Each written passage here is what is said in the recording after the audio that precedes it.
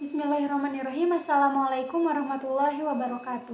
Innal hamdalillah nahmaduhu wa nasta'inuhu wa nastaghfiruhu wa na'udzubillahi min syururi anfusina wa min sayyiati a'malina may yahdihillahu fala mudhillalah wa may yudhlil fala tajida lahu nasyira.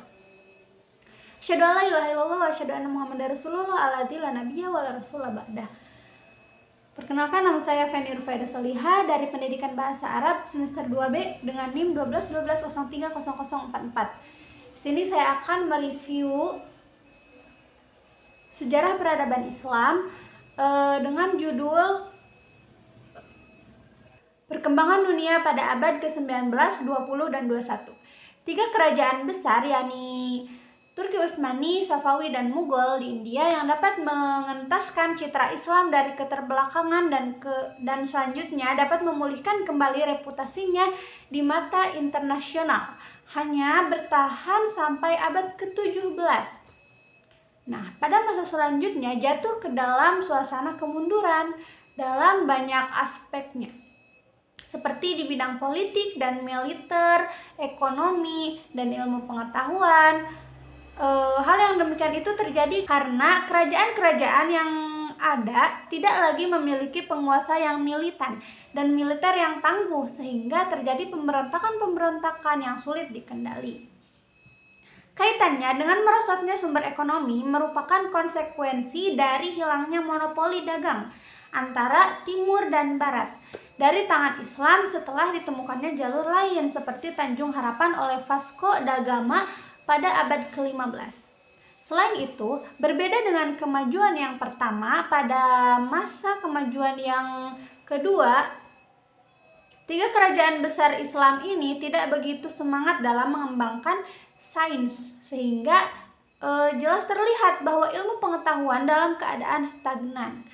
Hal yang dipelihara dan dikembangkan pada saat ini seperti yang digambarkan oleh Nasution adalah tarekat yang diliputi oleh superstisi dan sikap fatalistik. Nah, dunia Islam pada abad ke-19 dihadapkan kepada tantangan berat dengan dominasi Eropa balik dalam ekonomi maupun politik. Yang demikian ini boleh dikatakan hampir menyeluruh di dunia Islam, walaupun situasinya tidak terlalu sama antara yang satu dengan yang lainnya. Kemudian pada abad ke-20 seringkali dianggap sebagai momen kebangkitan kesadaran kebangsaan Indonesia. Hal ini tidak semata-mata berurusan dengan persoalan politik. Indonesia mencapai kemerdekaan pada tahun 1945. Lebih jauh dari itu, abad 20 dimaknai sebagai penemuan jati diri kebudayaan kita. Namun secara sosial, umat Islam pada masa itu memang terlihat lesu dan tidak bergairah. Hal itu boleh jadi diakibatkan oleh kelelahan batin setelah melalui sekian perang, sekian ketegangan, kekuasaan, juga tindasan penjajahan. Para pembaharu melihat kelesuan ini sebagai akibat dari kepercayaan terhadap takdir yang membuat rakyat pasrah dan tidak mau berjuang. Hal tersebut dipertajam dengan berkuasanya kepercayaan terhadap takhayul yang berlebihan, bid'ah yang memenuhi peribadatan umat, dan khurafat sebagai pelarian dari ketidakberdayaan menghadapi kenyataan. Hal itu ditambah pula dengan penguasaan atas ilmu pengetahuan yang memprihatinkan di kalangan umat kita ketika itu. Di dunia pendidikan, kita mengenal sistem pendidikan yang mengintegrasikan ilmu-ilmu umum dan ilmu agama.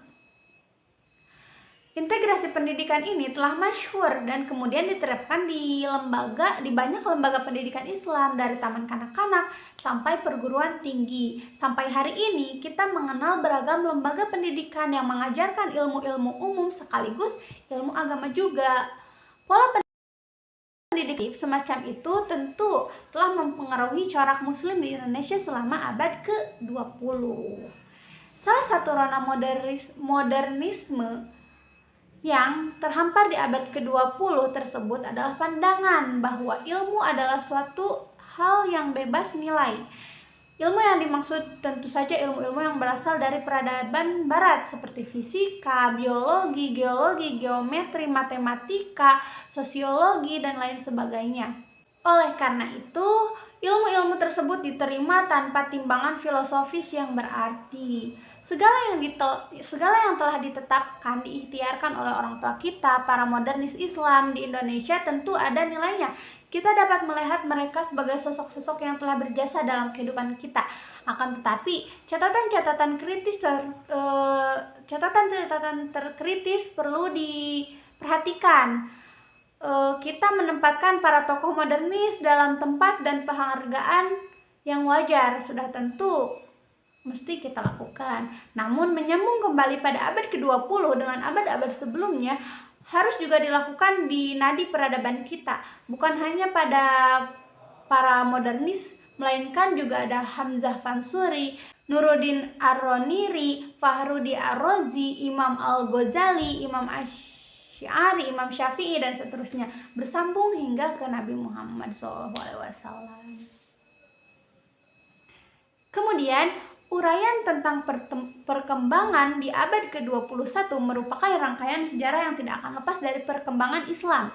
Pada abad-abad sebelumnya, pada abad yang sering dinamakan dengan modernisasi, pembaharuan, dan sebagainya, apa yang terjadi pada abad ke-21 merupakan dampak dari segala yang kompleks yang terjadi pada abad sebelumnya.